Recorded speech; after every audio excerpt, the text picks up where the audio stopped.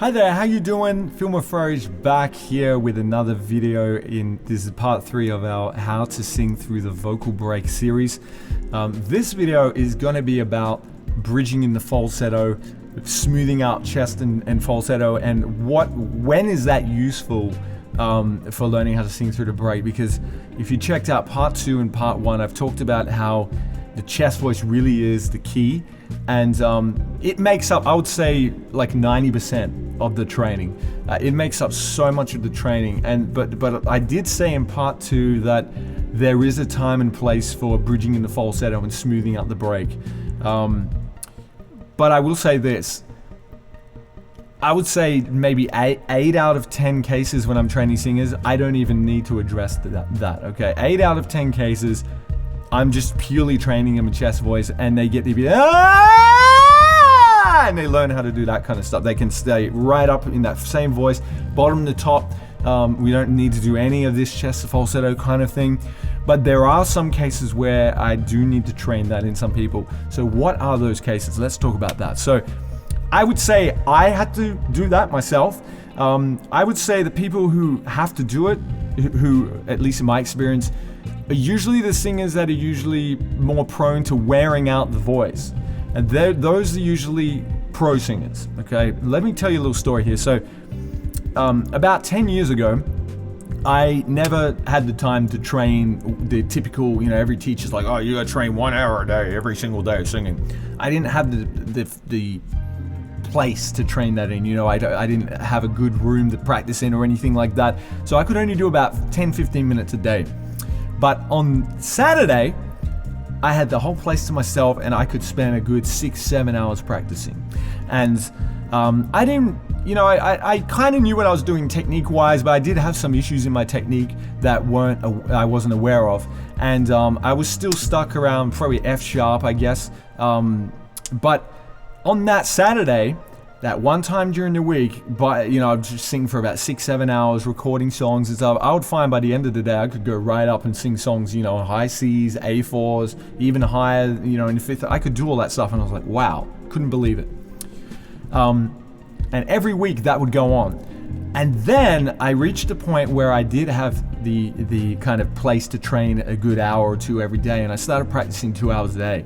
Suddenly I started to find I was losing all that range that I had. I wasn't getting into those notes, and my falsetto was disappearing, and my voice was getting tired and fatigued. And I realized that I had problems in my technique that I was getting away with when I was practicing once a week, because my voice had 6 days to recover. Does that make sense? But when I started practicing every single day, really like a lot, those little problems in my technique were wearing out the voice. So the people that I tend to need to do chest to falsetto training with are usually people who have very worn out voices or vocal damage. But it's only a temporary thing. Once at some point we do go back and just focus on the chest mainly. So I would say that learning how to sing through your vocal break, it's about 90% chest voice work. So most teachers, when they say bridge in their head voice, they're really just doing falsetto. So they go, oh, and they're hiding, they teach you to hide the vocal break. Like I said in video 2, there is a place for that, but it is not the finished sound. It's not going to get you to the finished sound. It's just supplemental thing, and you may not even need to do it. All right. Where I stand on this chest voice to falsetto thing is this. But if your voice is well rested, you usually won't need to do any of that kind of stuff.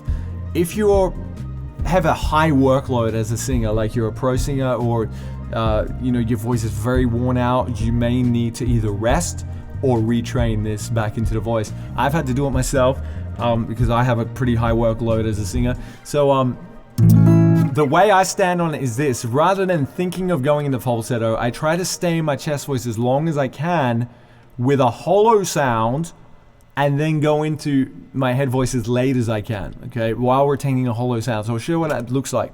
So instead of going like this,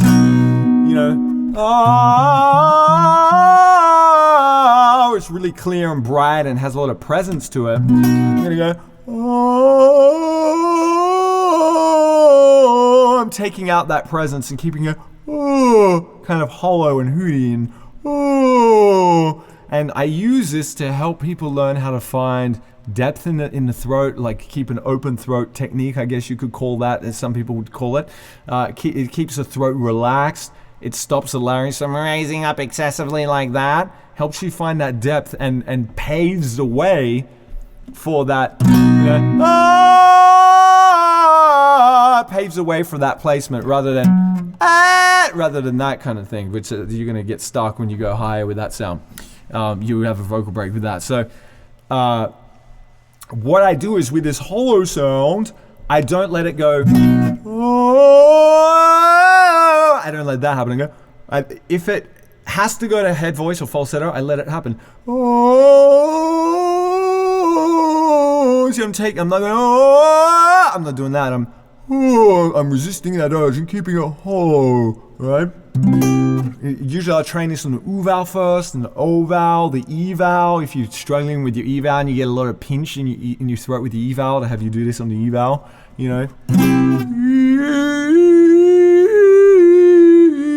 So it's going in the head voice there, falsetto. It's a bit of an awkward coordination, but it really helps. And that is really where I would train that kind of thing. I'll keep the jaw long and, ooh. And as you get better with that connection gets smoother. But once again, it is not a finished sound. It's part of the process. And then you've got to go back and work your voice very clearly. Does that make sense? So that, like in video 2, we talked about the clarity, keeping the clarity. The clarity is what strengthens the voice. If you don't have clarity in your voice, you're never going to get through that vocal break in a way that you can use in songs. You might be able to get through it in a scale. You might be able to go, oh, you might be able to do that. And then you go into a song and you're like, same bed, but it feels just a little. You're just flipping around, right? So, like I was covering in video 2, staying in your chest voice and modifying your vowels is how you get the stability in your chest voice. And we'll do another video where I'll go a bit more into the vowels and how they apply in songs and how they work. We will do that maybe in the next video. I'm not sure exactly how I want to structure this. But there is a place for bridging in the head voice. Now, let's talk about this a little bit further. I've made a video on this before, but bridging in the head voice works if you do it high enough. The lower you try to do it, it doesn't work properly. Okay, I'll show you what I mean. If I go down, let's try it up here. If I go up,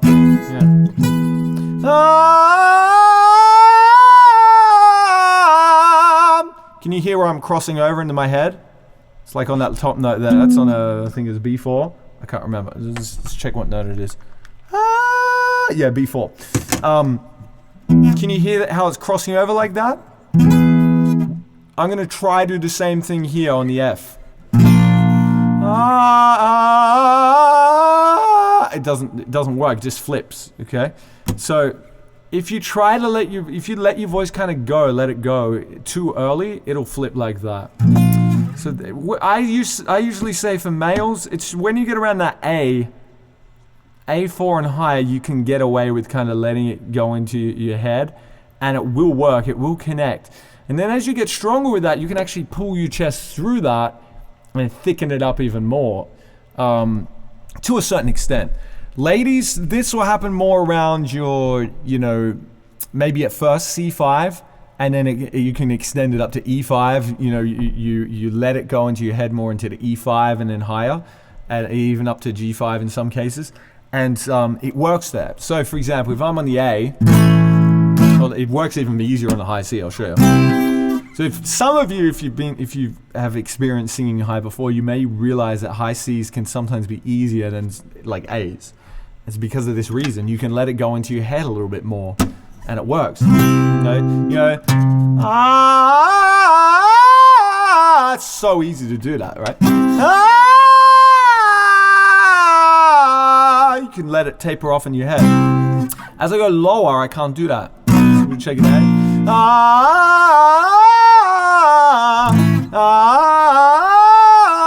It's that A4. Now it wants to get a bit more chesty here. And here's G. Now I'm in my chest. So if I try to keep it in my head there, see it falls apart, right? But I can easily do that up high C.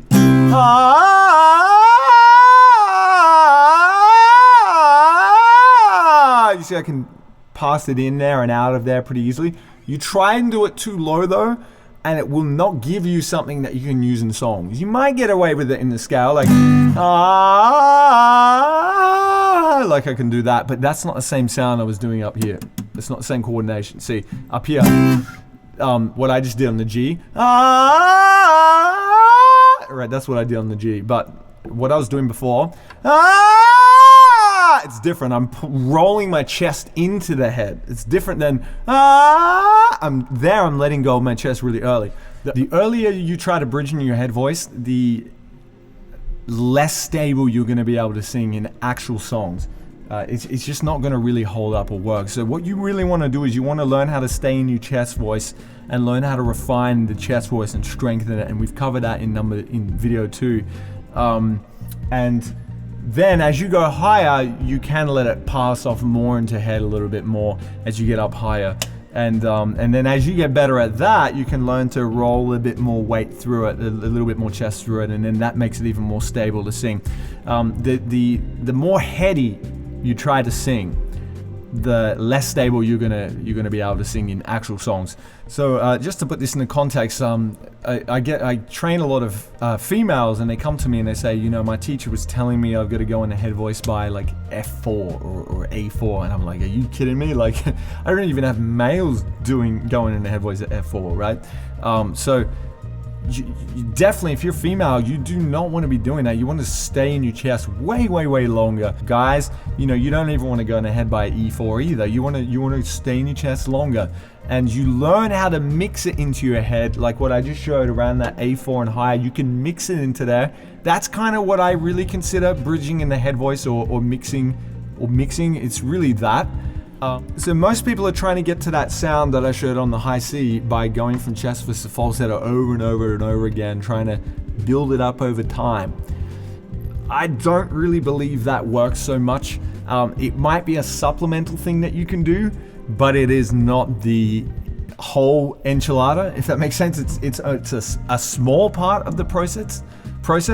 And I would say the biggest part of the process is learning how to grow and strengthen and refine your chest voice. So this is not something that I believe you'll really be able to get through just watching some YouTube videos. I'm just giving you the overview here so that you understand there's a different approach than what you've seen out there. And if you want to really learn how to do this, I highly recommend that you just get together with me over Skype, book a Skype lesson from my website, and learn how to do this the right way. So head over to my website, moufarrege.com, book a Skype lesson with me, and leave a comment down below. Let me know what you'd like to see next, because there's a lot of things I want to talk about in regards to the vocal break, and there's a lot of things that I need to show you from different kind of angles. I want to show you things with my students, how I correct certain issues. I want to show you things, how I correct things in my own voice when I'm recording a song, how I practice a song or whatever, things like that, and show you how all these things kind of apply. So if you're interested in that, let me know what you'd like to see most down below, and I will read your comments, and we'll take it from there. So thank you for watching this video, and I'll see you soon.